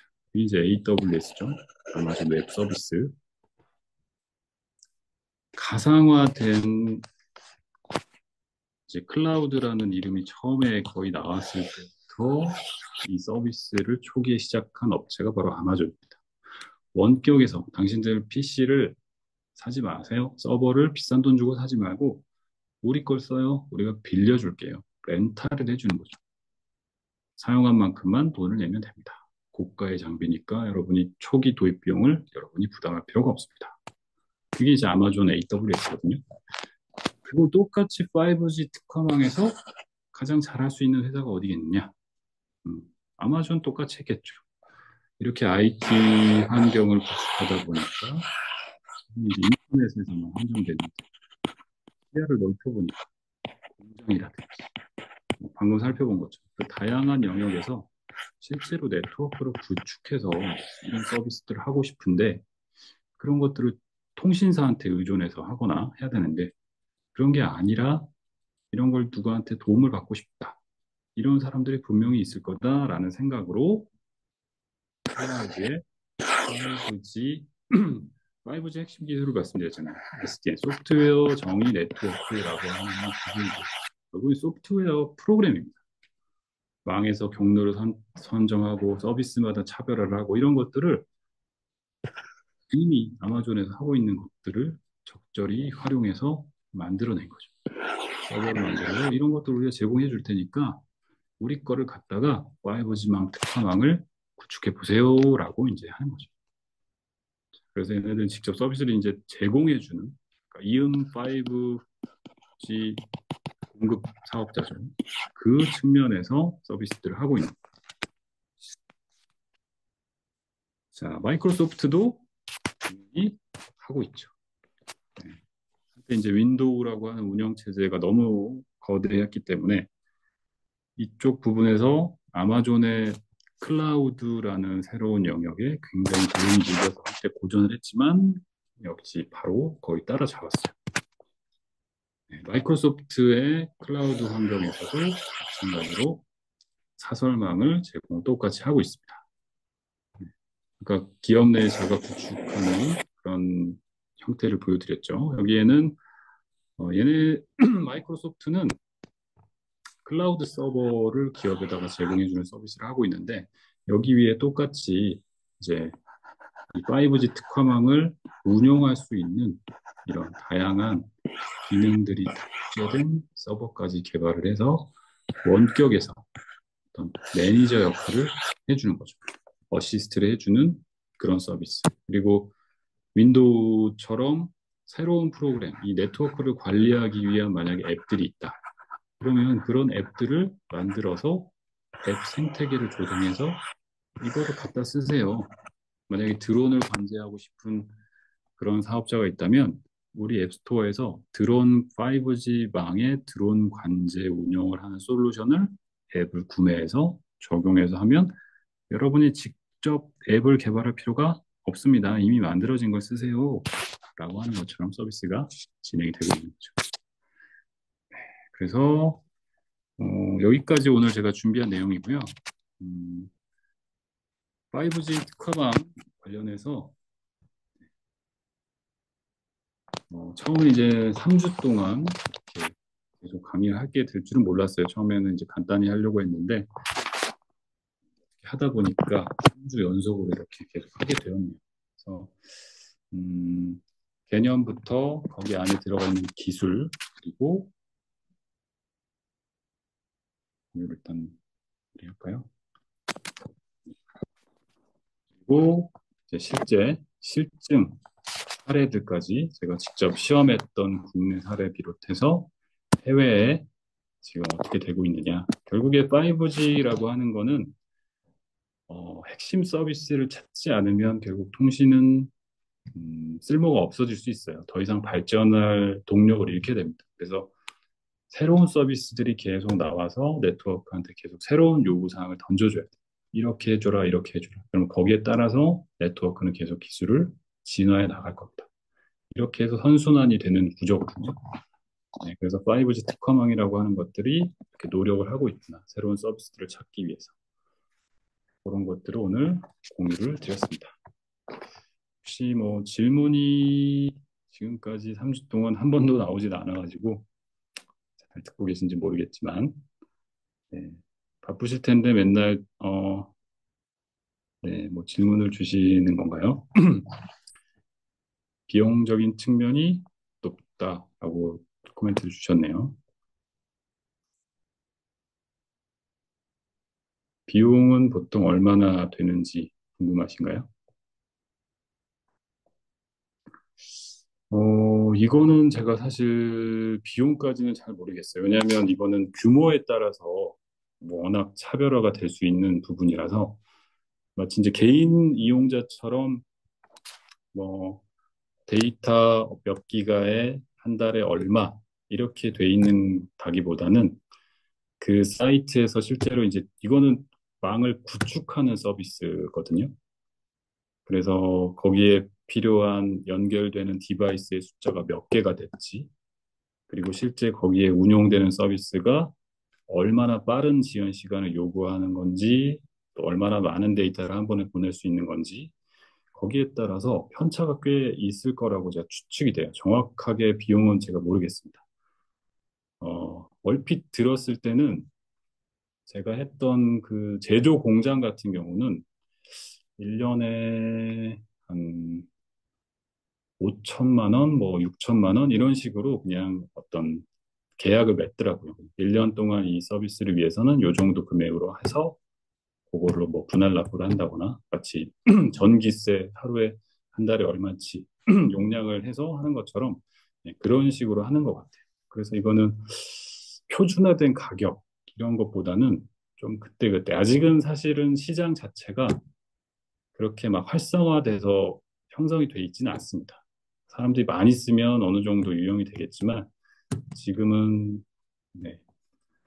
네, 국가 지원 사업이 대부분 지금 우리나라에서 하는 것들은 국가 지원 사업으로 되고 있다라고 보셔도 될 것 같아요. 그 자체적으로 5G망을 구축하겠다. 왜냐하면 이거는 비용적인 부분이 사실 크죠. 비용 질문 드렸는데 자기 돈 들여가지고 이 정도를 해야 되는 거가 쉽지는 않기 때문에 규모가 있어야 되는데 규모가 있는 기업들도 쉽게 할 수는 없죠. 그래서 지금 국가에서 이래서 고민을 많이 하고 있는 겁니다. 5G 어떻게 하면 이것 좀 확산시킬 수 있지? 그래서 사업으로 많이 진행을 하고 있고요. 제가 오늘 보여드린 국내 사례들은 전부 다 국가 지원 사업으로 수행된 사례들입니다.